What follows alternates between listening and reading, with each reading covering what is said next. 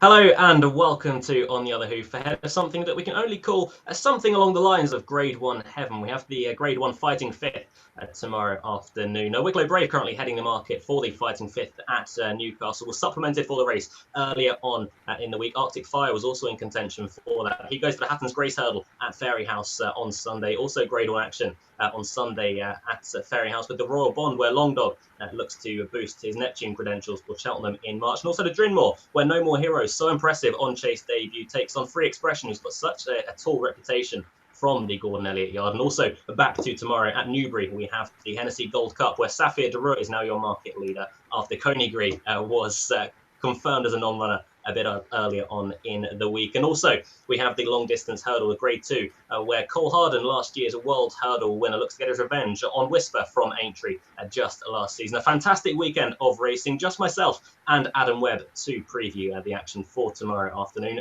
Good evening, actually, I should say. Good evening. To Adam Webb. Good evening. That was a long-winded one, that. It was. It's a really good weekend of racing. We've already had 2 really good days of racing at Newbury. I think we've been a bit spoilt, really, the last couple of days. Quantity and quality. It's been a really good Newbury. Well, it's been a good meeting, but the 2 main hopes I had both fell at the same fence in 2 different novice chases. So, Talent.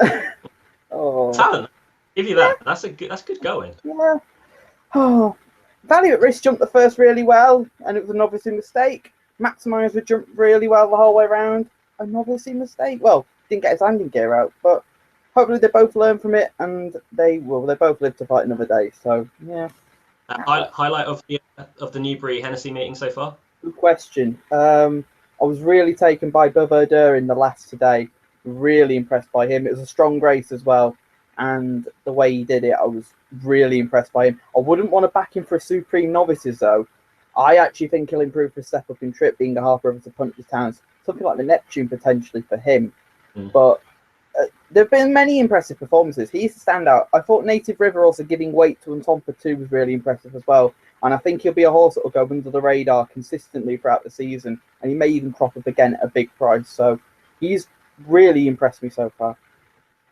Yeah, I say my highlight wouldn't be a horse winning. It's just a horse that I've sort of grown a love affair with over the last few seasons. He's been off the track for a couple of years, but it was Eubank just making his chase debut today, getting back on course. He was obviously a Grade 1 winner at Aintree, just being touched off by Una 2 over at Punchestown, but finally getting his career back on track after a few injuries. Hopefully, Eubank can now go on from that. But we have 7 races to cover tomorrow afternoon on Channel 4, starting at 1:15 at Newbury. As always, you can get in touch with us here at On The Other Hoof. Just tweet us, our Twitter tag at On The Other Hoof. Tweet us any question, fancy that you may have for the upcoming weekend of racing. I'm going to read it out towards the end of the show. As I say, just myself and Adam Webb this evening. Unfortunately, I believe, Adam, that Callum Medell is still suffering trauma from his accident. Yeah, but that's something we need to say. The viewers don't know that Callum had a fight with a bus, and the bus won. And you got to spend Monday night in A&E instead of watching Being AP. So, yeah, that was good. That was great. I thought when I saw the injury, I thought it was going to be a lot worse than what it was.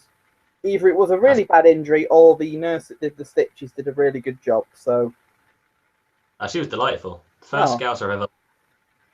Nothing wrong with Scousers. Well, I'm not a Scouser, but nothing wrong with them. Right, we'll move on to the first action of the day. That is the 1:15 at Newbury, the Sir Peter O'Sullivan Memorial Handicap Chase. And as Adam was mentioning just a little bit beforehand, before we came on air, this race, has only really been thrown into the mix, so we could show the Sir Peter O'Sullivan Memorial Chase. And 17 runners, a good turnout as well. A race that I'm sure he'd want to be calling, especially with the likes of Levata Adam, who's at the head of the market.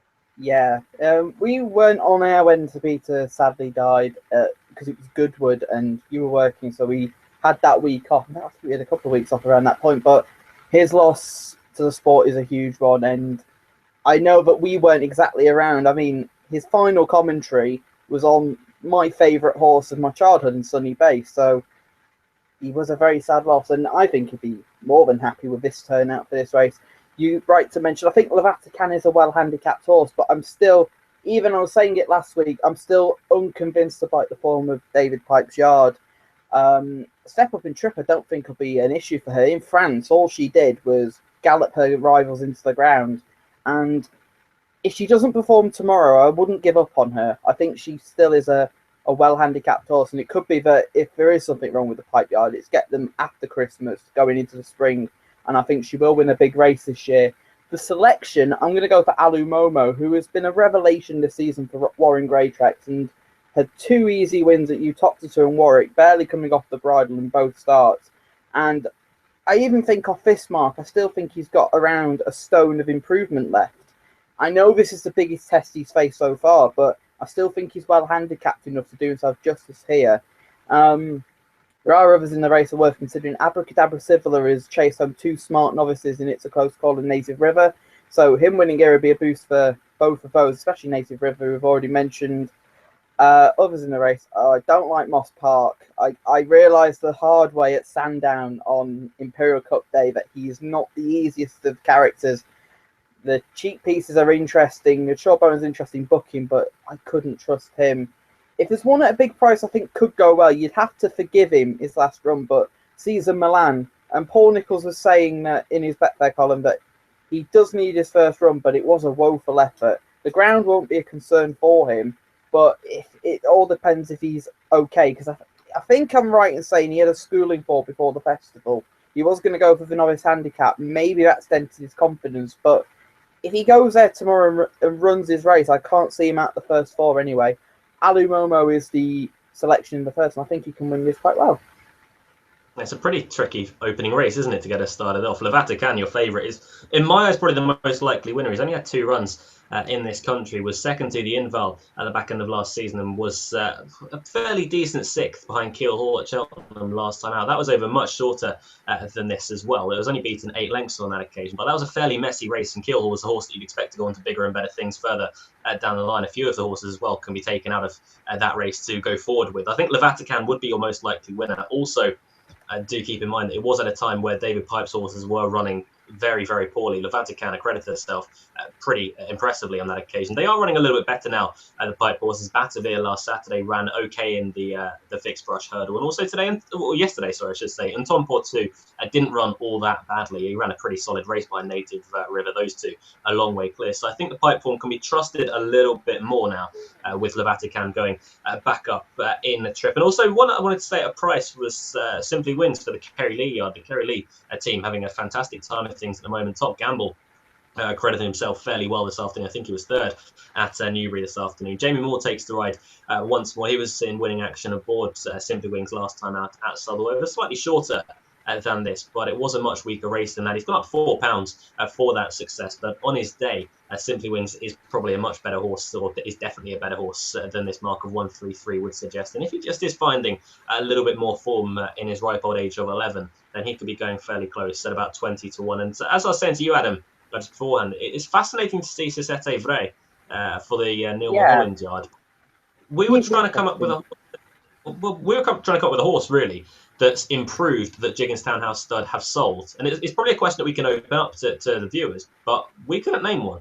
No, we couldn't. But Neil Mulholland is a trainer that I think he potentially could improve him, because we've seen what he did with the Drew's nephew last season. He started out off a mark of 130, and he's running in the Hennessy later on that we're going to discuss of 156. So if he's over his problems, I think Neil Mulholland's the right trainer to eke out improvement from him. Yeah, Levatican though for me was Simply Wings an each way price. Adam, for you it was Alu Momo. Alu Momo. That's a fairly confident one for you as well. Yeah, I really have liked him. He's won with a ton in hand on both his starts over here. I'm very excited to see him tomorrow. Yes, and another race I'm sure you're fairly excited to see one. I think a horse to follow goes in your next one, the 150 at Newbury, the Bet365 handicap hurdle. It is over 2 miles, 2 furlongs, and 183 yards. We've got 9 going to poster. We've got Ibis Darua heading the market alongside Maffil Ewell. And I think it was Ibis Darua, Adam, that you put up the horse to follow. I think he's a well-handicapped horse over hurdles, but I was hoping to have seen him out earlier before this. This is a race, actually, that his half-brother Safi the Roe ran in 2 years ago. And I fancied him in this. He finished 4th. And then the following week, Saphir came out at Sandown in the 10th qualifier. And I thought, oh, this is too quick for him. And he absolutely bolted up. I actually wouldn't be surprised if it was a similar case here. I think he may just need the run tomorrow. If he did win, then I wouldn't be surprised to hear Paul Nicholls change his view on the horse, because he said that he doesn't think he's that well handicapped. But on his form in France with Top Notch, I think he is well handicapped. It's just that on his debut in this country, he was too keen, and it wasn't his fault that he was trying to run out of hurdles. I just think he needed a lead, and he didn't settle at Taunton either. So the hood and the tongue tie, I think, will help him. It's just whether he's fully ready to go first time out tomorrow. I'm not exactly convinced. And I actually think Mathieu is a decent bet tomorrow. Now, her first start over hurdles, I was really against her because I thought 2 miles, she'll need this badly. And then she got dropped £10 for it, which I just think is ludicrous. She's in here 24 pounds, or I beg your pardon, in a chase mark. And although the ground is a slight concern for her tomorrow, if she can replicate anywhere near her chase mark, she should be winning this. And I think she wins tomorrow, but I think Ibis Thoreau is the one that I'd be taking. I'd like to see him run well. If he blows up, then I wouldn't be too concerned tomorrow. And I think he will improve as he goes up in trip as the season goes on. I do hope he stays over hurdles, though. I wouldn't want to go chasing until next season. Of the rest, I do think Lorium has got a chance as well, also for Nicky Henderson. He was second behind Penglai Pavilion. The only slight concern I do have is it's off the ground, but apart from that, one thing I will say before we go on to you, I'm surprised Qualando's not here, because they mentioned this race for him, and I thought this was an ideal race for him. 2 mile free, even though he'd have been carrying top weight, I'd have thought he'd have taken a bit of stopping. But on reflection, I think Mathieu is the selection here. I'd like to see Ibis Thoreau run well, and if he does run well, then fair play, but I couldn't have him tomorrow. I've never really warmed to Mathieu. I mean, she's only 7 still. She still is potentially a very well-treated, well, definitely a well-treated horse over hurdles anyway, but she still could improve a little bit. But I don't know about you, Adam. I've always sort of branded her more of a bridle merchant. I don't think she's ever found a great deal off the bridle, probably off the back of her success since rising up the handicaps, when we're talking Cheltenham Festival win and also the win in the Topham. Yeah. Well, I remember then. I mean, how well handicapped was she in the Topham of 150? She destroyed them. How well? Yeah. Yeah, I mean, Triola Delaine won it off 132. She won it off 150, and Rajani Express won it off 152. So Nicky Henderson's got a pretty good knack in the Topham Trophy. Shame that Rajani's no longer with us, but yeah. I'm not going. Well, I wouldn't have expected this to happen at the start of the show, but I'm going to side with Ibis Thoreau over Mathieu. Fair enough. I think there's too many chinks in Mathieu's armour. I think she could be very well handicapped, but she doesn't help herself out a great deal. She doesn't find much off the bridle. I'd love to see her go forward with it. But Ibis Thoreau, last year I made a few comments to you that I don't think he looks overly straightforward. He's got a bit of a weird head carriage, but they have now put a tongue tie on. They've now put the hood on as well, so they get a real good go with Ibis Thoreau. Tomorrow, we're going to find a lot more out about him than we did when he was behind Peace & Co last year, and when he ran creditably, we have to say, behind Fox Norton, who's turned out to be a fairly nice horse over fences this time around. Dubarwi Island, another one you have to give a pretty solid chance to, with Venetia Williams yard in fantastic form. Aidan Coleman also amongst the winners more recently. He was a winner at Ludlow in a lesser race last time out, but the ground's going to be no problem for Dubarwi Island. We are scheduled a little bit more overnight at Newbury as well. 11 to 2, he could go well, but it's not really a race I wanted to get too stuck into, Adam. But Ibis Thoreau would be. I get that. Let's see. Yeah, I get that. Just before we continue, I'd like to give a shout out because it's KJ's birthday, and I think. I mention that. Yeah, I've just seen. Apparently, I'm on the screen, and they're all watching me. So, good evening, KJ, and happy birthday to you. I have to say, we'll retweet that picture on the Other Hoof page. But I apologise to KJ's friends, and happy birthday to you as well, KJ. But I'm not overly sure of the names. But the girl looks to be loving our show a lot more than the chap. That's a good thing. Well, I welcome anybody who loves our show. But if anything, I feel like the guy kind of resents us a little bit. Well, he just looks angry, while she looks like she's being forced to be there. To be honest. Oh, everybody's happy to be at KJ's party, so. Although, thank you for spending your birthday with us, KJ, and happy birthday. I hope you had a fantastic day, and I hope we find you a couple of winners starting next with the Fighting Fifth. That is the 205, the StanJames.com Fighting Fifth hurdle, a grade 1 over 2 miles and 98 yards. A pretty good race this, Adam, with what looks to be an okay turnout, maybe lacking a little bit of star quality. But we do have Wicklow Brave, who's been in fantastic form on the level, second in the Ebor. He won the county hurdle at Cheltenham last year as well, taking on the likes of Irving, who looks a much rejuvenated character this season. And also, for the 4-year-olds, you can throw in Top Notch, who was second to Irving just last week. And also, he was second in the Triumph Hurdle at Cheltenham back in March. This is a good contest, I think. I mean, some people will complain, they'll say, are these really Grade 1 horses? But you're getting a competitive turnout, and you've got 7 runners as well, which I'm pleased to see. And I'm even more pleased to see that Irving and Top Notch reoppose after last week at Haydock. Nick Schofield got straight off Irving and said to Paul Nicholls, whatever you do, running next week, because he's not really had a hard race. And I thought he gave him a really good ride last week in the fact that he actually went in between horses to get him interested again after making an early mistake.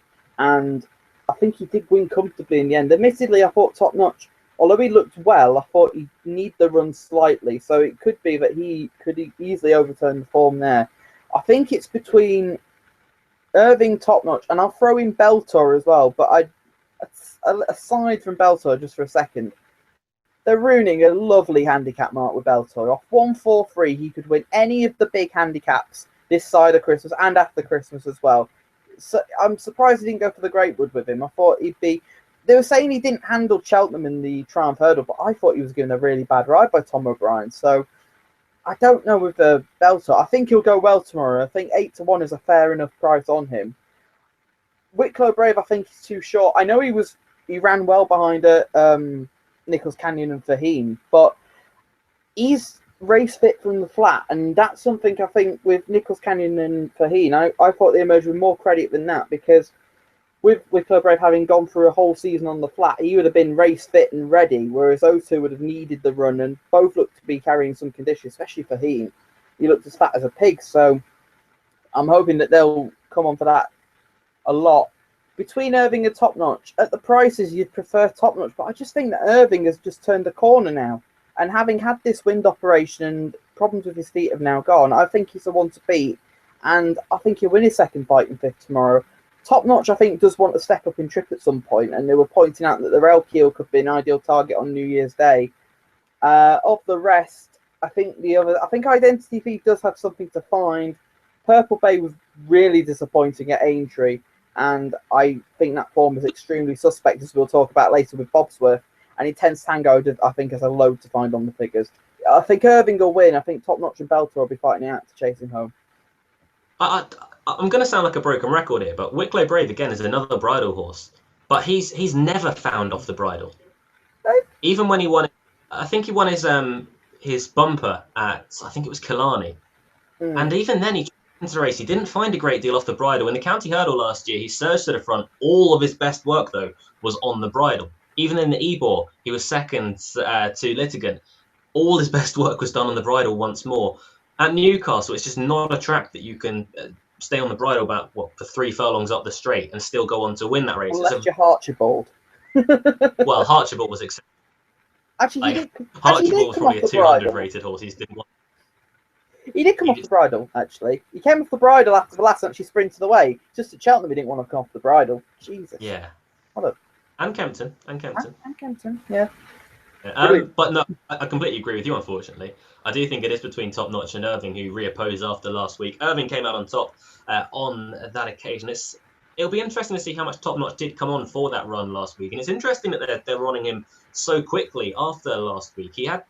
a lot of people say he had the run of the race. I don't really think he's a natural-born leader to really take the pack along. He has ears pricked the whole way round. He jumped very well up until the pressure really had to come, and then he really dived and was very almost novice-y at his the last and the second last. Irving looks the whole package this year, but still, I just still want to take Irving on, especially if there's 100-30 for Irving, 5-1 for Top Notch. I still think there's a lot to come from Top Notch as well. He's a horse, I said last week, he could be the horse that goes and mops up the not grade 1 top class hurdles. This would be well within himself, I think, but the grade 2 sort of Kingwell hurdles, races along those lines, he could be the ideal sort to try and pick up those and pick up nice pots without being top class. I think I'd side with Top Notch tomorrow, I think, once more and give him one more chance.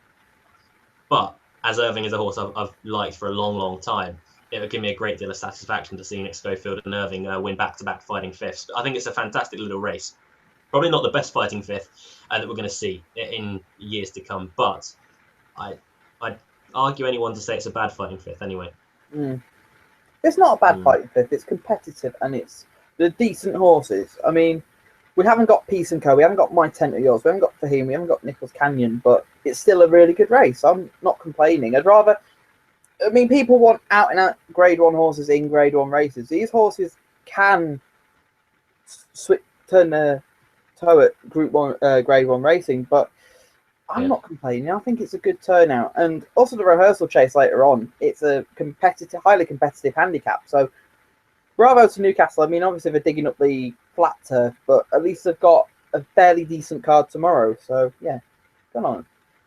Yeah, no, I wouldn't disagree with that. And another one that a lot of people may complain is not top class would be the next at Newbury, the 225, the Bet365, a long distance hurdle. It is a Grade 2. 5 have turned up, but it is a pretty good 5. 3 miles and 52 yards is the trip. It's going to be fairly grueling as well on softer ground. Whisper is your 7-4 market leader. On his reappearance, Cole Harden is next in the market at 5-2. 4-1 for Thistle Crack. It's then 10-1 about Acklem and 20-1 for Deputy Dan, the outsider of the field, going back over the smaller obstacles. At the head of the market, though, Adam, Whisper at 7-4. He's on his reappearance again after last time out of the Aintree, beating Cole Harden. Could you have him confirming that form? I could actually, on soft ground anyway. I actually think this is a good renewal of this race. Last year we had Morabat versus Cole Harden. Cole Harden and Morabat at it a long way out, but Gavin Sheehan wasn't, well, he rode to beat Morabat, but unfortunately Medina sat off them and Medina's quickened away from both of them. With Cole Harden, I'll talk about him first. And I do think Whisper's the one to beat tomorrow, but Cole Harden's had 2 wind ops. He had one before Cheltenham and he's had one after. I don't know the full details, not like Shantou Bob last week, and he ran a shocker race at Haydock.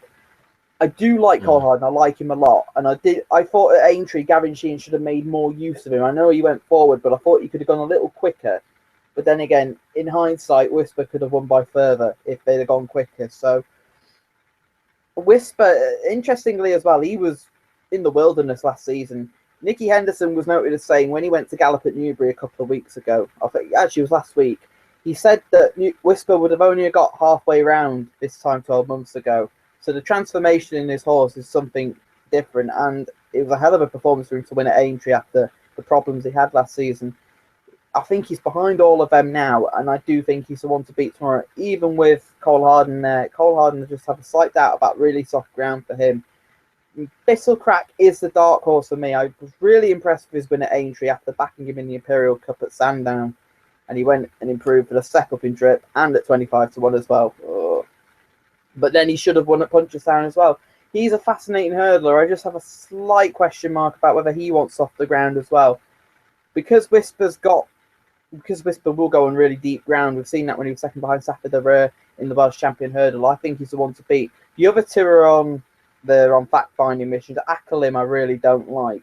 And Deputy Dan is a horse that I was going to give him one more chance over fences, and he blotted his copybook at Carlisle. So I think it's the right thing to come back hurdling. I'm surprised they actually didn't go for the potential qualifier with him, because I think if he's still got that ability, I think he's got a nice handicap mark there. But I think Whisper will win this tomorrow. It'll be interesting to see how Thistle Crack gets on. And I will say, I'll actually make a statement now. I think the World Hurdle winner is one of those 3 horses. So maybe a Petit Swan, but I do think we may see the World Hurdle winner tomorrow. And I think Whisper's the one to beat. It's a really tricky race, isn't it? I mean, you've got the first 3 that are making their seasonal reappearance. They should be miles ahead of the rest. Ackerlim, I think he was very flattered with his rating last year, and Deputy Dan just, well, on the whole face of his form, doesn't look good enough. For me, it would be between Whisper and Cole Harden. I'm not really sure which side I'd go for. I mean, Cole Harden has run well on soft ground before against much better horses as well. Whisper is just ultra consistent, has won on bottomless ground before, so that's going to be no problem whatsoever. First time out, it shouldn't really worry you a great deal, should it? He's down to get into a good battle, as we saw at Foss last with Safir de Reux, also when he won his Coral Cup beat and Get Me Out of Here. I don't know which way I'd go, to be honest. I think I would probably side more towards the side of Whisper with you, Adam. I just think Cole Harden, he's had a few too many question marks about him for his whole career. But then you can say the same about Whisper. It's an intriguing contest. I'll give you that. And Thistlecrack thrown into things. I'm not the biggest fan of Aintree form, but Whisper is a horse that I've liked for a long time. It's a tricky race, isn't it? Yeah, it's a good race. We'll learn plenty good... from it. We'll learn a lot from it, I think. So. Yeah, I mean, I'm not being overly bullish on anything in this, and I apologise for that, but it's definitely just a watching race completely for me. I think Whisper would come out just on top. It's not a race I'd have a bet in whatsoever, or I'd tell anyone to have a bet in. I think it's more a watching race. Have a look at it, and then take something out of it for the rest of the season. Well, Hart would say I'd want to see Cole Harding come back and make a winning return, but I think Head would just slide with Whisper. Nicky Henderson in fantastic form today as well, taking the last of the afternoon with Brother Dare. But it'd be an interesting contest to see how it comes around. So I'd side with Whisper. So both of us really going for the same, aren't we? Yeah. Although we may have a different opinion of the next at Newcastle, because I think that's a really competitive race and you can give most of them a chance. I was going to say, I'd imagine that we'd agree with this one. And if we don't, then we're doing something very, very wrong. It's a 240 at Newcastle. The At the Races rehearsal chase, a handicap over 2 miles, 7 furlongs and 91 yards, just shy of 3 miles in total. Soft ground, as always, up at Newcastle. It's going to be fairly attritional as well for the 12 that go to post. Final Assault, representing the in-form Lucinda Russell yard at 11-2, heads to the market. The Last Samurai is next at 6-1. It's then bigger the remainder. It's a wide open race, Adam. But Lucinda Russell looks to just hold the key at the moment in the betting with Final Assault. Yeah, he was an easy winner last time out at Ayr, and his chances are obvious. I think this is a tougher...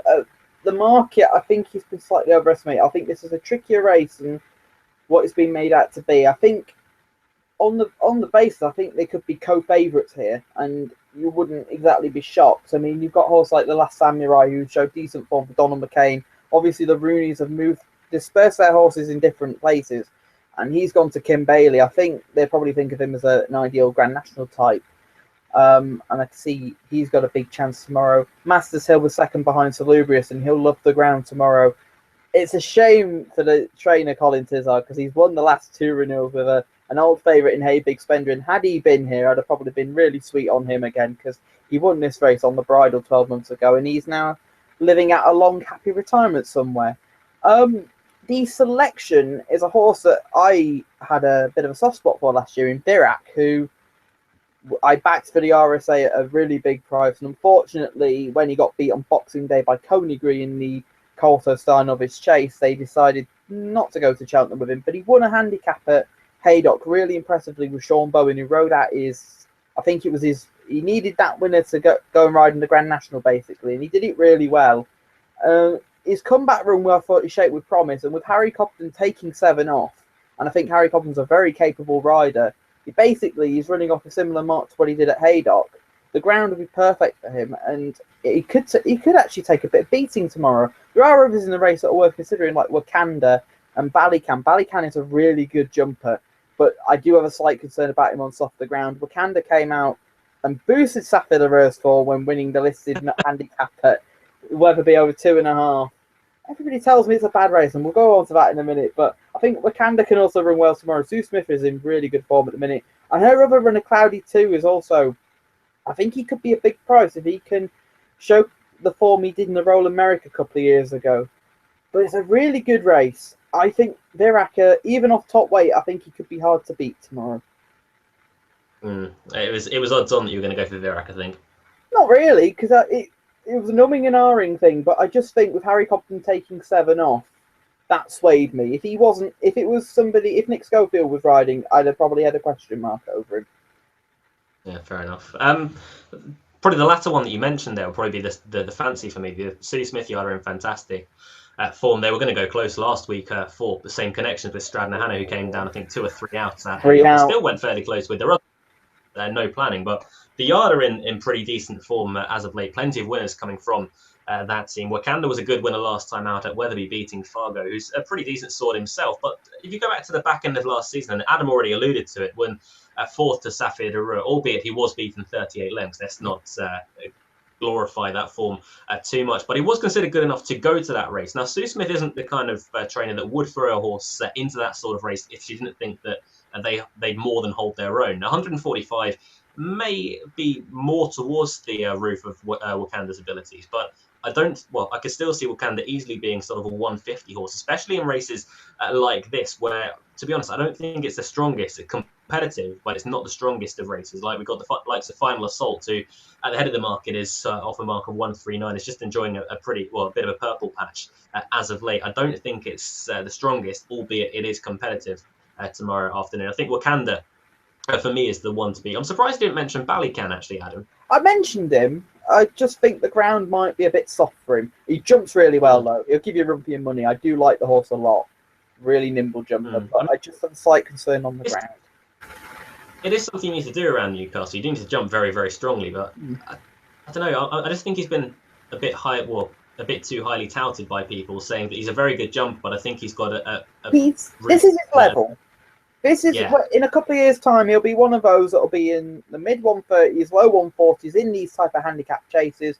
When he gets too high, he'll come back down steadily, and then he'll come back and win a race again. That's the type of horse I think he is. No complaints in that, because I do think he's a nice horse, but he's not a top class individual. He's a nice horse, but not top class. I probably will have a bit of a bet on Wakanda, but I'll probably stave as well with Ciroc for the Venetia Williams. I think they could have a pretty decent day tomorrow, if I'm being honest. He was a good winner last time out at Exeter, beating Delgani Demon, who has franked the form kind of just after that. He's been running well as of late. That's got last week, 2 weeks ago, was it? Last week it was when he jumped left, and even further left.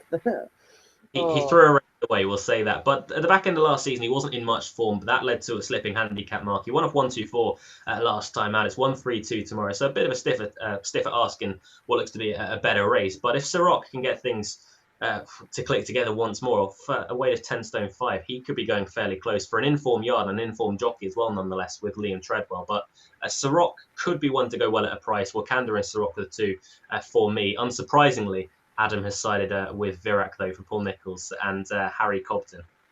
For the first time this year as well, I'm going to say. I thought he'd need the run last time. I do like Virac a lot, I do. He's not top class, but he'll win his races.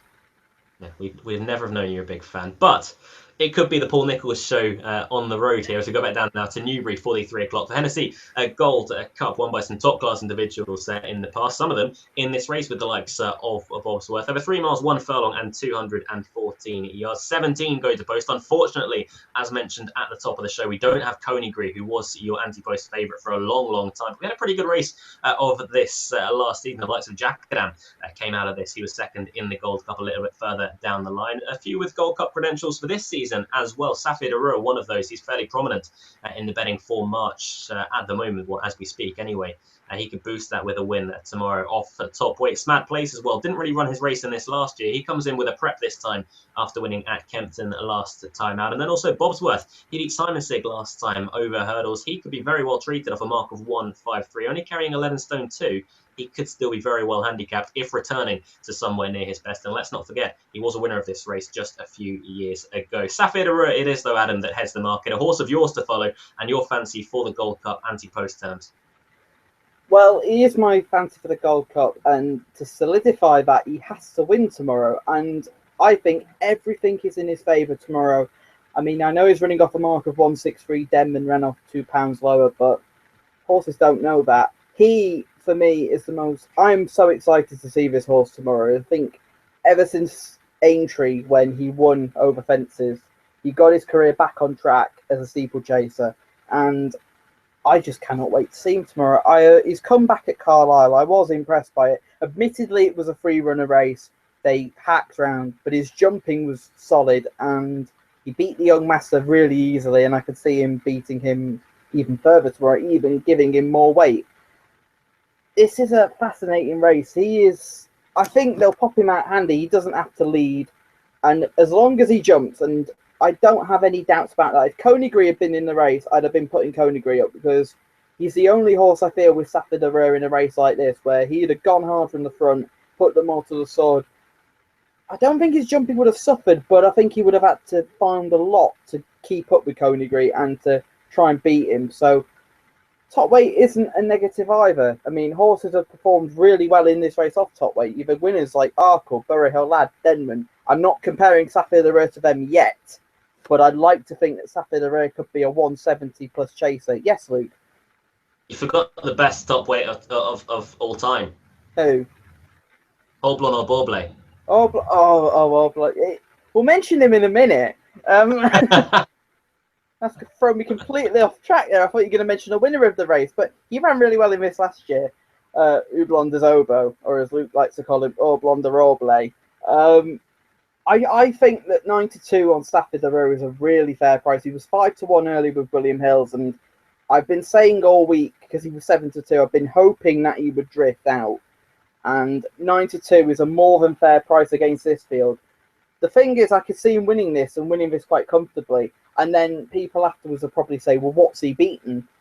Admittedly, his main dangers in the market, I don't particularly give much chance to. I mean, Bobsworth could be well handicapped off 153. But the worry with him is he only beat Simon Sig at Aintree.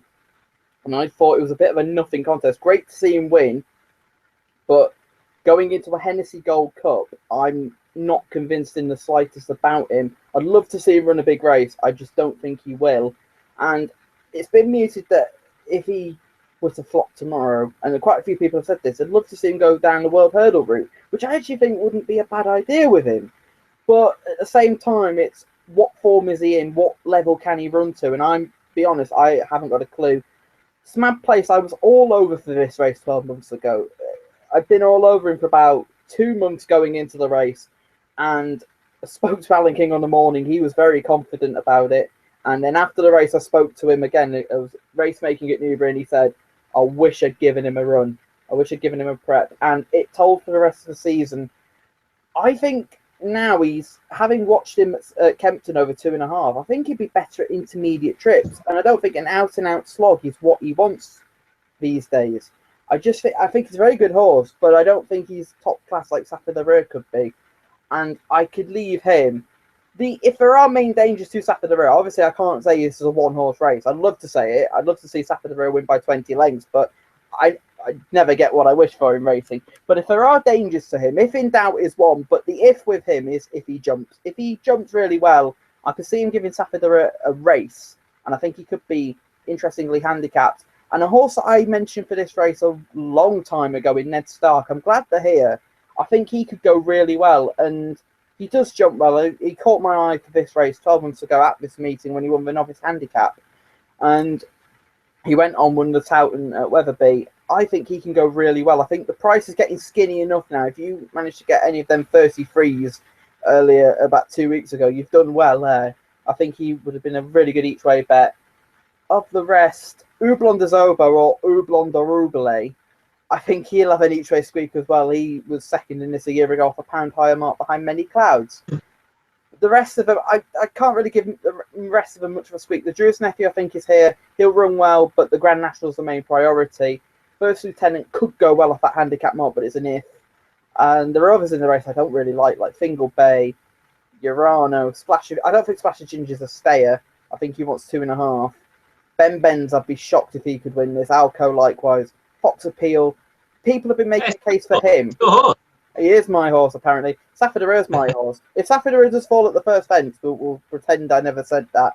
But Fox Appeal, he could go well. If there is a horse that's really overpriced, it could be him. But I wouldn't back him for a race like this. I think Sapphire the Rare is the one to beat. I could see him winning this really comfortably and shortening significantly for the Gold Cup. He won't be favourite after this unless he does something Denman-esque, which is what Ruby Walsh was saying earlier in the week. But I see him, well, as long as he has a clear round, as long as he jumps well, I think he'll stay. He'll tick every box. I think he'll win tomorrow, and I'm really sweet on him.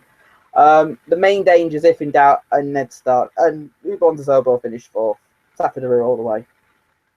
Yeah, for me, and we've been talking about this for a month now with Sapphire the Rare, myself and Adam. There's just something that would be holding me back from backing Sapphire the Rare at 9-2 off top weight in a Hennessy. I've voiced my opinions for a while now. I don't think Sapphire the Rare is a Gold Cup horse. I think he could be about as perfect a Rhino horse you can get. Maybe that even just balls to Cheltenham completely. Go to Aintree and just make him a real Aintree horse. The world doesn't revolve around Cheltenham, but I just don't think he's a Gold Cup horse. Off top weight tomorrow, it doesn't look a vintage Hennessy. It's a competitive Hennessy, but it doesn't look the top-class Hennessy that we were promised, with the likes of Konigri coming over and with a few others. Don Cossack had entries at one point. But Safir, I think he's a worthy favourite, and he should be favourite, but I wouldn't be backing him at that sort of price. I think it could be the sort of race where it may just pay to back 2 or 3 horses each way and just have a bit of fun, watch the race and see if you can get something placed at a fairly big price. I think if in doubt, could be an interesting one. He's one that I've got a very keen eye on. He was a horrible jumper last year, but he won the Sky Bet chase off £10 lower than this. He then went on to the RSA. That was too much for him. They went a fairly decent clip with King's Palace out in front. He was behind Don Poli that day. Not beaten all that far, in fairness to him. He looks a stout stayer, but if Barry Geraghty can get him jumping, then off a mark of 149, £10 higher than he won the Sky Bet off when looking very, very well handicapped indeed under AP McCoy, then he could be one that could still be very well handicapped, about 8-1 for if in doubt. So he'd be an interesting one for me. Probably my idea, if I was going to back one to win, it probably would be him. But as Adam said, there are many at big prices that you would want to take into account. Houblon des Obeaux is probably one of the main ones that you have a good each way. And Adam were fairly keen on him last year at 50-1.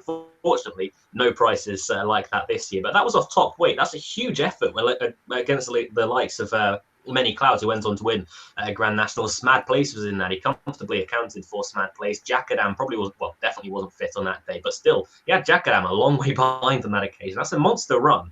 It could just be that he saves his best 4 big meetings. I heard someone, I can't remember who it was in the week, it may have even been Graham Cunningham, say he's best when they go an out-and-out gallop and stamina really does come to fruition. He'd probably get that tomorrow. I mean, Newbury needs a lot of stamina to be able to get home over this trip, especially on this sort of ground. Houblon des Obeaux is the perfect horse for a Hennessy, just for each way terms, just to come there every single year and to pick up a bit of prize money. Myself and Adam are keen on Houblon des Obeaux once more. 14-1, I think, is a very, very good each way price indeed. And once more, we're adding to the factor Venetia Williams could have a very, very good day indeed. A couple more at bigger prices. You mentioned it, Adam, and I was surprised that you gave him a chance, but I'm giving him a bit of a squeak as well. And I've appointed myself the chairman of the First Lieutenant fan club over the years. But at 10, Mouse Morris wouldn't be bringing him over to Newbury at this age when he's, I don't want to say in decline, but probably not the force of old. If he didn't have a realistic chance. On a mark of 147, he's very well handicapped in his old days. I still think he could have gone very close in the Gold Cup. He just never got the chance to do it. He was always considered second fiddle to something. But off a mark of 147, I can see First Lieutenant getting involved. He wasn't beaten all that far by Bobsworth a few seasons ago. I think he was third on that occasion. Tidal Bay was there in and around that year. I think 25-1 could still be a big price on board at First Lieutenant. He's already had a run this season as well behind Road to Riches. Wasn't beaten all that far over a pretty inadequate trip. Go on, Adam. If you fancy Bobsworth at 8-1, then surely you've got to fancy First Lieutenant at 25. They've both got similar profiles. I mean, yeah, they're not going to run to the form that they once did, but I just think if you fancy Bobsworth at that price, I think First Lieutenant is way overpriced compared to Bobsworth is. You can forgive his running for Grand National, First Lieutenant, because he made a bad mistake at the first and then literally was on the floor at the second, and Nina Carberry had no chance of getting him back into the race after that. He did jump well after that, but yeah, I don't think they could go back to Aintree with him. I'm not sure how much I'd agree with if you fancy Bobsworth, you have to fancy First Lieutenant. Because I'm not saying it in that sense. I'm saying if you fancy Bobsworth, you have to consider First Lieutenant. I'm not saying you have to fancy him. Yeah. I just saying that Bobsworth has shown revitalisation of his form. First Lieutenant has shown okay form. He was fourth the Road to Riches over Lieutenant. It's a trip that was completely inadequate for him, and he's done fairly well to be so close to Road to Riches. Yeah, I thought that was a better. If we were going on form guides, I'd say a fourth behind Road to Riches over Fences is a better form guide than a 2.5 mile conditions hurdle around Aintree where hardly anything ran its race apart from Simon Sid and Bobsworth, and you can't assess it. It's impossible to assess.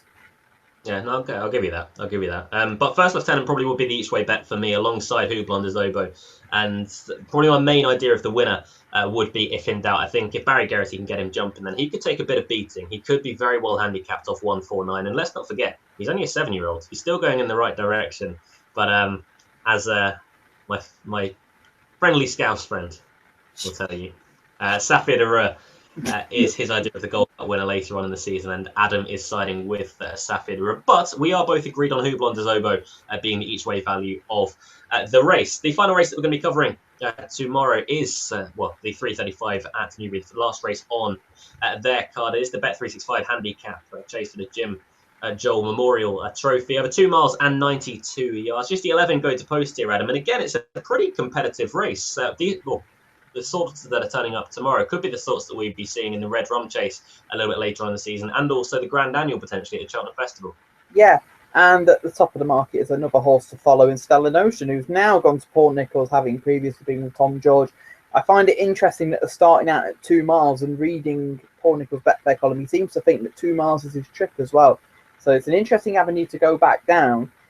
Newbury is the perfect track for him because he jumps really well. He can go from the front. The only slight concern is whether he's fully fit tomorrow, but off that handicap mark, I think he could be the one to beat here. Others in the race I have concerns about. Lock Kent is one that I've got concerns about regarding the ground. Nico de Boinville did a hell of a job to sit on him at Cheltenham last time. He came there to win the race, made a bad mistake, and Nico did well to stay on him, basically, to finish 7th. Garthor is a horse I don't trust. I saw him win at Ludlow last year, but I've got it in the back of my mind that he's one that he'll either win or he won't go close at all. So he's one of those I'm iffy about. Pearl's Legend is a horse that is in decent form, and I can see him running his race, maybe not winning, but I can see him easily being in the frame. So at 30-2, he could be an ideal each way bet. But if there is one at a bigger price that I think could go really well tomorrow, Luke mentioned Kerry Lee's form earlier, but Grey Gold absolutely loves soft ground. I know he's carrying top weight here, but I think he's on a mark where he could do some damage. And with others in the race that have got question marks about the ground and also about form as well, I think he could go really well in this. I know it's his first run, and he may shape fitter for the run, but I think he could go really well tomorrow. Horses like Eastlake, who pulled up with a heart murmur last time out, I couldn't trust, and plus I think he's tripless. Parsnip Pete wants better ground, has a flat track, that's a big tick, but the ground is wrong for him, and I don't think he was right at the back end of last season, even though I fancied him to win the Red Rum. So I think Stellar Notion, if he's fully fit, ready to go, I think he's well handicapped off 137 and should be winning. The main dangers would be Pearl's Legend, and I think Grey Gold at a bigger price could go really well tomorrow. I wouldn't discount him in the slightest.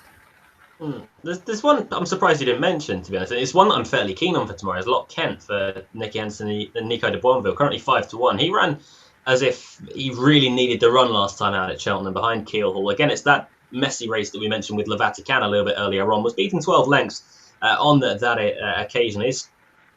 Was sticking over pretty much the same trip over a very different course indeed. But he led the field for a fair amount of the way, travelled very strongly as well in the mould colours. But off a mark of 139, I could see him being fairly competitive, especially with that run under his belt, Adam. Yeah, well, I see him being competitive, but I just have a real concern about soft ground for him. That's my big concern for him tomorrow. If he handles it, I think he'll go well. But I just have a slight concern about soft ground. I think that's my view. If he handles it, I think he'll win. I don't know. I think there are better horses in the race than him as well. But I think he would have a big chance on softer ground. I think Stellar Notion is a better handicapped horse than him. And I think Grey Gold could go really, really well tomorrow. Yeah. I think Lock Kent could be one that you'd be siding with in something like the Grand Annual. Because Nicky loves to win that. Because it was named after his dad. I'm not sure what the race name will be next year. I don't think it will be the AP McCoy Grand Annual again with a plot job like Ned Buntline that didn't go to plan.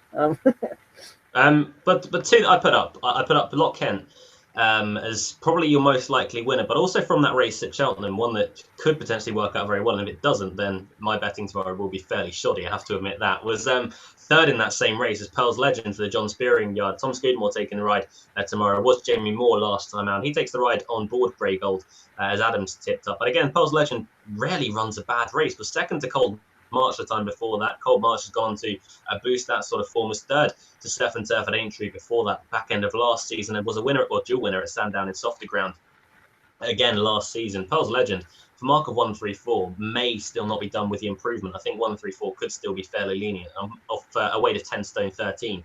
I wouldn't be giving up with Pearl's Legend at all. So the two for me would be Pearl's Legend and Lock Kent. Lock Kent probably just shading it, but does have concerns over the ground. Those are the final race. Well, that's the final race to cover for Channel 4 tomorrow.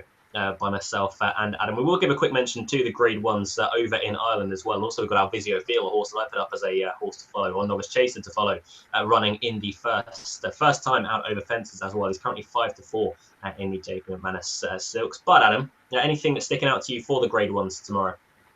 Do you mean on Sunday at Fairy House? Yes. Yeah, on Sunday. Yeah. The Royal Bond, I don't like the layout. I don't like the look of it, basically. And I'd take a chance on Gunnery Sargent, who I was really impressed with, actually, at Goran last week before he fell. He jumped the hurdle fine. It's just his landing gear didn't come out. And Brian Cooper deserves a huge recommendation for saving. I won't say he saved Robbie Power's life, but he saved him from serious injury. And I'd like to see him. I think he can go well tomorrow. Batches on Long Dog are just summer horses for me. I mean, some people are trying to suggest that they'll win at the Cheltenham Festival, and I don't see it. I'm be hugely surprised if they're Willie Mullins' best novice hurdlers, and if they are, I think they'll be in a bit of trouble come March time. The Hatton's Grace, Arctic Fire should be too good for that lot, surely. I think, yeah, he should be too good for them. The main danger would be Alpha de Zobo, but I'm surprised they've not popped him over fences yet. Maybe they can win this and maybe stay down a hurdling route with him, but I'd be surprised if it did. He looked a really nice chaser. He is still very with Alpha de Zobo. Yeah, I do like Alpha de Zobo. He was going to give Pistol Crack a race at Aintree when he was. I thought he was unlucky to come down at the last, actually, because he chunked it and then he just sort of landed and there was nothing there for him to land on, so it was a bit bizarre. The Drinmore, I'm surprised that all the Gillianstown horses are actually running here. I thought they were going to leave it for No More Heroes to just come here and win. I do think No More Heroes will win.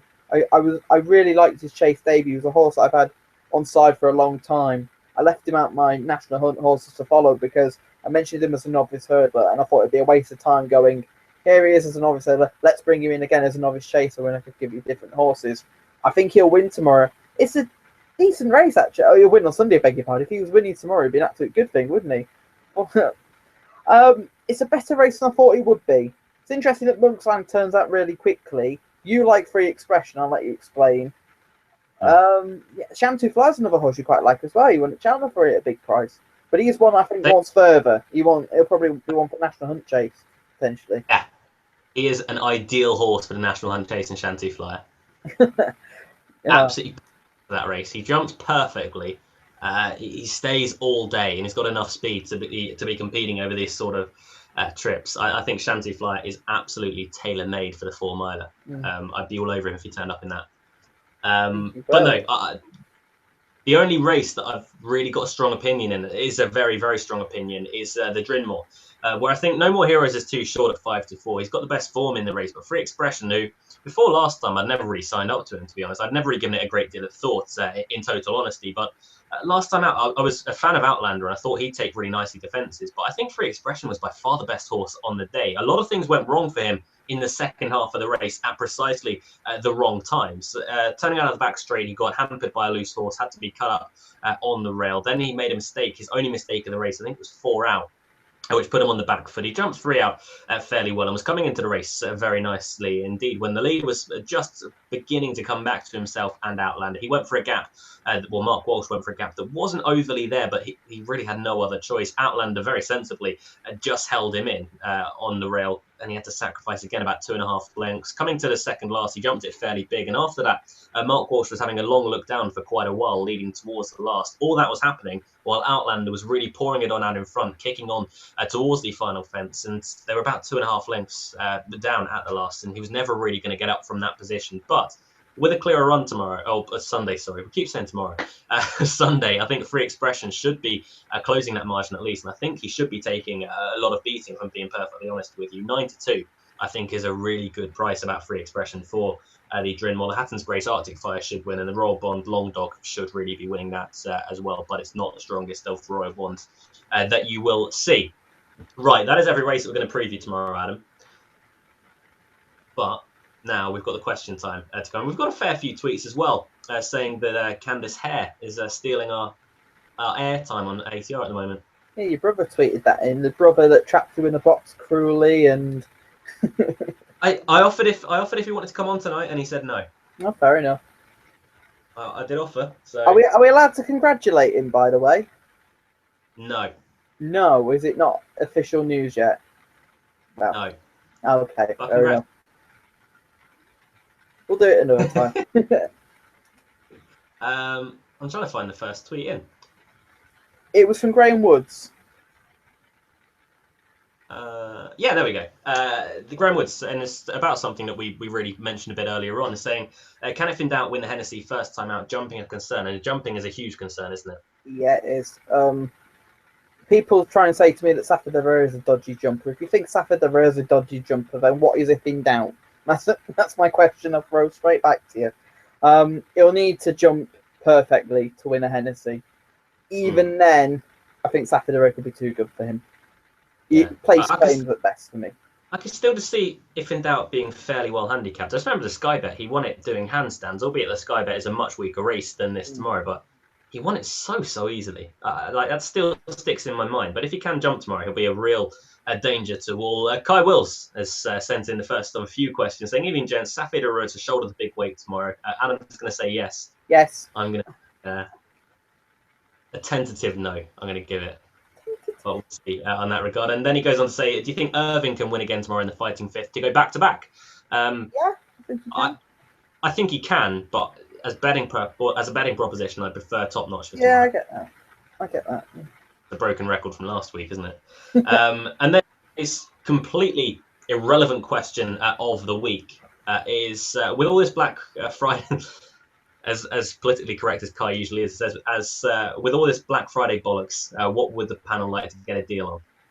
I think Black Friday. Oh, excuse my language, but I do think Black Friday is a load of bollocks. So, yeah. What would you like to get a deal on? I don't know. Being honest, I don't care about Black Friday is an American thing, and it's just been brought over here because Asda, in fact, our Asda decided not to do it this year. After last year, apparently there were people fighting over a TV because it was 10% off. Ludicrous. Welcome to Runcorn, by the way. Well, just go shopping any other day of the week. You can just take it for free. Welcome to Runcorn. I don't know. What would I like to get a deal on? A racehorse would be great. Yeah, 99% off. No. If I could get for 500 quid, that'd be great. But I don't know. I don't know what that would be. That's a tricky question. That's Kai's hardest one. Well, for him, it only cost 4,000. I think was it 4,000? Yes. Hey. A bit more now. Yeah, a lot more now. But we'll move on though. We'll move on because I have no idea how to answer that question at all. Kev the punter says the young master has massive claims in Hennessy. Fox Appeal could also run to a place at 50-1. Your thoughts on that? And then he goes on to say, what do you think of the comeback of Sede Champs at Alice? Great to see him back. It was fantastic to see Sede Champs back, and he looked beaten at one point by Ruby Light, but in the end ended up winning the race on the bridle.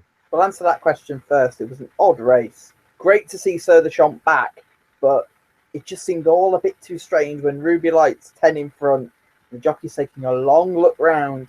It was a bit weird, but it was good to see Sir the Champ back, and if he can improve on that comeback effort, then it's great to see him in the Gold Cup picture. Gigginstown are going to have so many caps that we've never seen before in the Gold Cup. It's going to be great. The young master, I thought Safed Aver beat him easy. I thought Safed Aver would have needed the run more than the young master at Carlisle, which I thought made the performance more impressive from him. And I just think that Safed Aver could beat him further. Interestingly, Robert Whaley-Cohen has bought a share in the young master, which means Sam rides. I have a feeling this could be their Grand National horse for later on in the season, where Sam should get on really well with him around Liverpool. Safed Aver just wins the Hennessy. Fox Appeal, I can get the argument with him being 50-1. He's run 2 nice races on his last 2 starts. I do have a nagging doubt. He's slightly better going right-handed, but he's still a decent horse, so he could go well tomorrow, but Safed Aver all the way. Matt Wynn is the next one in saying Bobsworth wins the Hennessy, Akalim, Ace, and Lorium also at Newbury, Wicklow Brave in the fighting fifth, and I refuse to read out that hashtag. That's very offensive. What does it say? It says hashtag Luke has lopsided nipples. Oh dear, poor you. I refuse from a guy that thinks that a a man bun, I think they're called, is a good look. Oh, and he's God. also sported it. Yeah, he has sported that in the past as well as Matt Wynn. Yeah, So I refuse. yeah. Jamie Brownlow then says about the problems we had before going on saying need to change that hamster again with an emoji of a hamster. Thank you for that, Jamie. And then KJ the second, who's doing a fantastic birthday this week. He says, how good a Hennessy is this? Not top class, but it's just decent renewal. It's a good Hennessy. Yeah, I agree with that. We move on to Skeletor. What's Skeletor's name? I've met him. I can't remember his name. I just called him Skeletor, I think. He says, a first Hennessy visit for me tomorrow. Great choice. It is a fantastic meeting. Newbury is a wonderful racecourse as well. If you go into members, also brilliant standing area to go into. Sort of inside, you can go up a few steps, and there's sort of a standing area. I can't really describe where it is because you have to go up a few steps, but if you can find it, it is absolutely fantastic. He says, can't wait. Houblon des Obeaux is a great price, and he also likes Thistlecrack in the long distance hurdle. Enjoy your visit to Newbury tomorrow, Skeletor, and we look from hearing back to you next week about your visit. Ryan West, who is a new name, I believe. He's not. He's our Grand National Sweepstake winner. Congratulations. At least someone's won something here on the other. Poor old Jamie Brownlow is still waiting for his Melbourne Cup prize from Michael Andrews. Where is it, Michael? Me watching this. Come on, you know better than that. I'll send him a link later. I'll send him a link later. Don't you worry. You will watch this. Ryan goes. His question is away from the big two meetings. Billy Merriott in the 155 at Doncaster is very well handicapped. Jockey worth his claim and stable in form. I haven't actually had a look at that race. How about you? I'm just getting that race up. Ask another question and I'll answer it. I know Billy Merritt's been fairly lucky in the past, bumping into a few nice sorts and not completing races when it wasn't overly his fault. But James Richardson says, a horse about that I put up a horse to follow. He's 5-4 tomorrow on Chase debut as Alvizio Veal. He ran in the Supreme Novices last year and didn't run all that badly. It was just too much too soon for him. He says, Alvizio Veal returns tomorrow. Is he a JLT or an RSA horse? In my mind, he'd be more towards a JLT horse at this moment in time.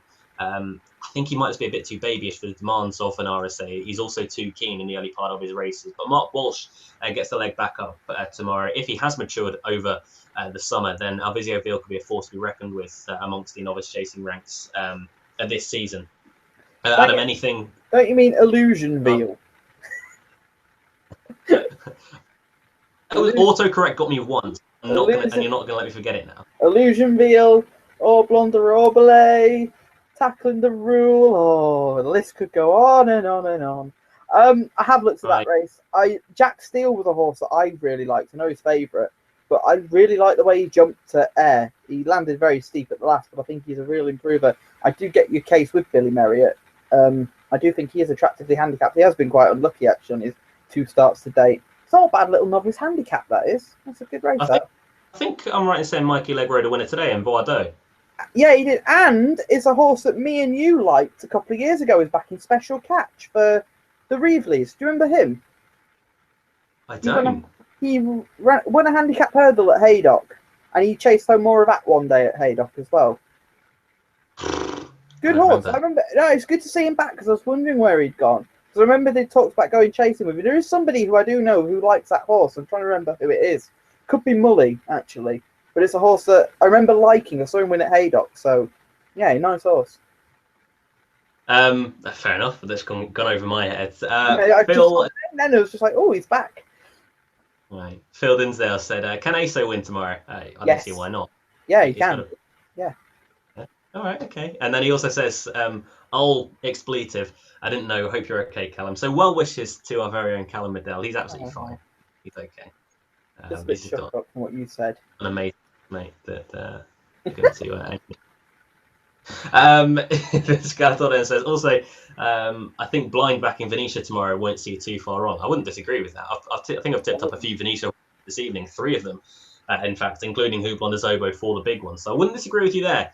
Mr. Skeletor. And Ryan West then comes back and says, and Newcastle Beltor can serve it up to the market leaders in the fighting fifth, especially if it turns tactical. And Houblon des Obeaux gets another shout from him in the Hennessy, a solid each way bet, he says. So I wouldn't say you're too far wrong there. Beltor wouldn't be without a chance in the fighting fifth, I have to say that. We then get the chance to look at KJ's picture of him forcing his friends to watch big screen. If we are still on the big screen, then I apologise to your friends. If we are still on the big screen, it's a tremendous dedication from KJ.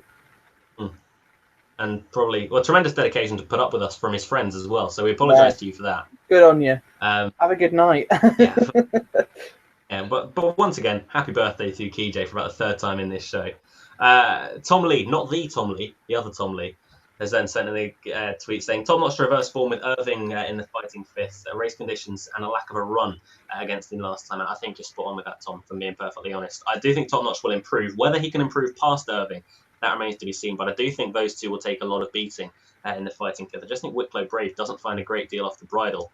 I think he's got a lot of questions to answer tomorrow, especially at this sort of level. Oh my God, I'm sorry.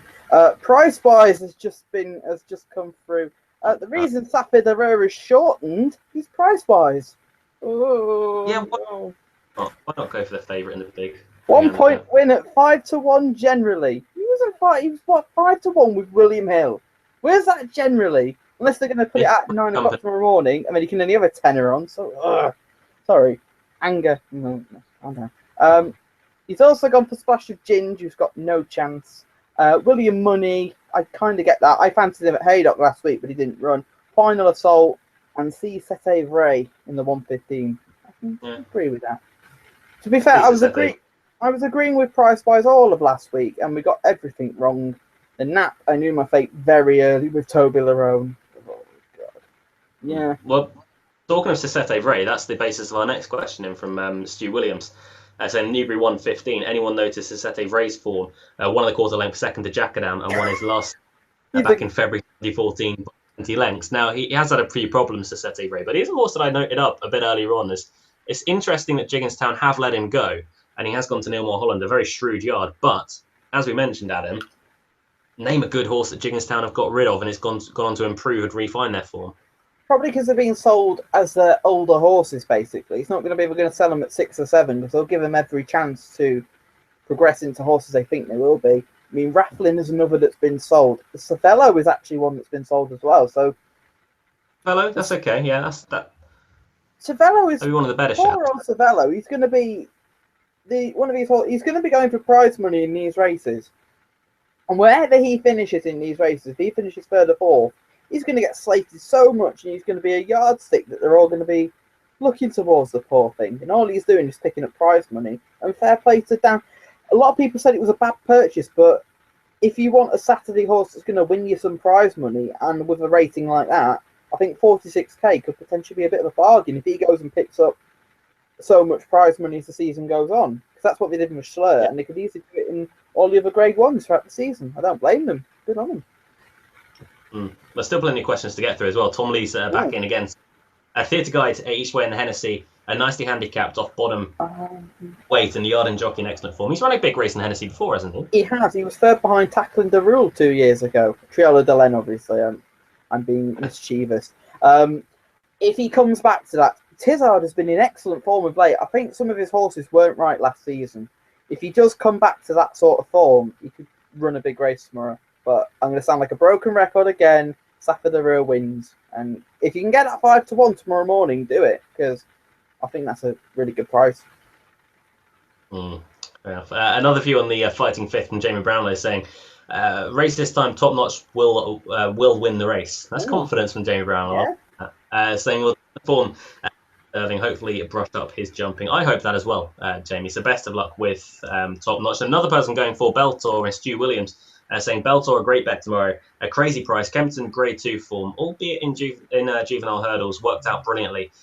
Good on soft ground. A trainer can get them ready as well. Best of luck with Beltor to you, Stu. Jim Brownlow back in again. He's got a few tweets as well, sending in interesting ones as well, saying I'd like to see if this will crack, get into the mix in a long distance hurdle. Yeah, I would. Each was last seen out winning at Aintree, wasn't he, Adam, in the novice hurdle? Punchestown, he was second season last. Yeah, he did.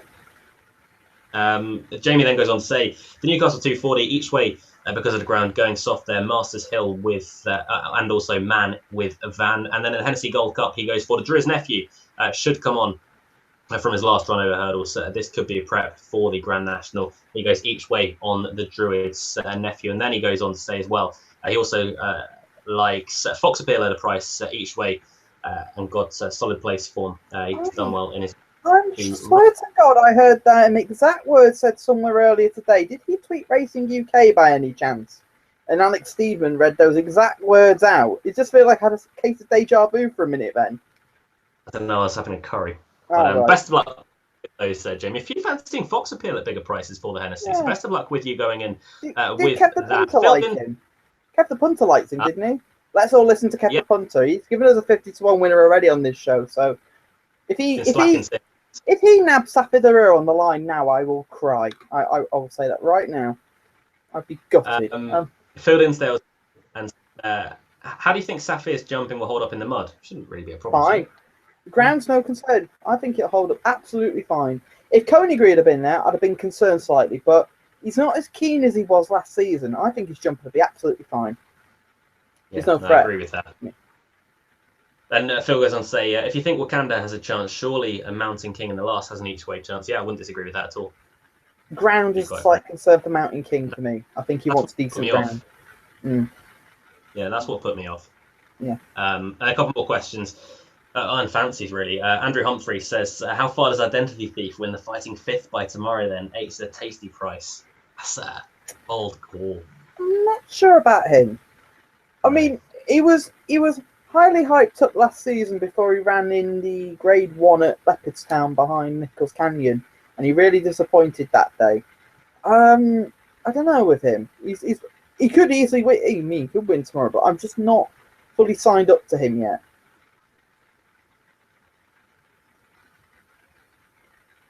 Hello. Okay. Yeah. You cut out a little bit then. Right. But I think you do. Thief. But the last tweet in that we have got is from Phil Dinsdale again saying, come on, you two. I'm at Newbury tomorrow. I need a winner. What do I bet? Safidera. That's all, wasn't it? For a winner. Don't go to Newbury. I don't know. Have a good each way bet on Hublot and Zobo and just collect the place money off. I'd agree with that. I think it's a hard card at Newbury tomorrow, but best of luck and have a good day to yourself and also to Skeletor, who's having his first visit of the track. And Jamie Brownlee has confirmed it was his email that was read out on Racing UK. Hey, so on the other hoof, what means more to you? I imagine it's on the other hoof. Alex Steedman or Tony Calvin? You can understand my accent better than Alex Steedman, so... Nothing wrong with being Scottish. Well, then again, you can probably understand Tony Calvin better than me, so... Very true. Right, it is nap time tomorrow. Okay, right, well, the original nap, which was on Monday, I had this nap in my head. It was a horse called Anatole, but he's not running. And with how sweet I've been on Safidera, I can't let him go unnapped. He's a nap tomorrow, and I think he wins comfortably. This could go one of two ways. If he bombs out tomorrow, I'll be gutted. If he wins, I'll be thrilled. So Safidera is a nap. Safidera the nap for you. For Callum, who has sent in his nap, is Abracadabra Savola, the nap for himself. That's at Newbury, isn't it? Yeah, it is. He's in the 115. Abracadabra Savola for Callum then. And for me, I'm going to Fairy House for the 215. Diamond King. Oh! Was with Donald McCain last season. He was very unlucky last time out in his rear. Oh, sorry. When you said his name then, you said Diamond King. I'm not going to repeat the words I said to you earlier, but yeah, he wins tomorrow. Phil, if you want a bet, back Diamond King at Fairy House. He wins. Well handicapped. Yeah, but he won Newbury. King is well, you cut out massively then. But, well. Okay. One final from Soapy Cakes, saying, did you pick up any Black Friday boost for Cheltenham today? Undersell at 5-2, being it away with Ladbrokes. Don't know about that. I didn't pick any Black Friday things up. No. No, I don't think any. I don't think Undersell is the most confident. Well, for me, wouldn't be the most confident in the champion chase. I'll say that for sure. But nonetheless, thank you to everyone for viewing this evening. It's a fantastic weekend of racing we've got ahead. Thank you once again, Adam, for joining us. No worries. Safidera all the way tomorrow. Yeah, I was going to say, I wish you best of luck with Safidera tomorrow. You'll be on suicide watch if not. Abracadabra Savola is the nap of the day for Callum Adele, and for myself, it is Diamond King. Thank you for tuning in this evening. Thanks to Adam Webb again for his time. We'll be back next week with the Tingle Creek, the Grand Sefton, and the Beecher Chase, courtesy of Sandown and Aintree in focus. But until then, have a fantastic weekend of betting, a fantastic weekend of racing action, and until then, goodbye.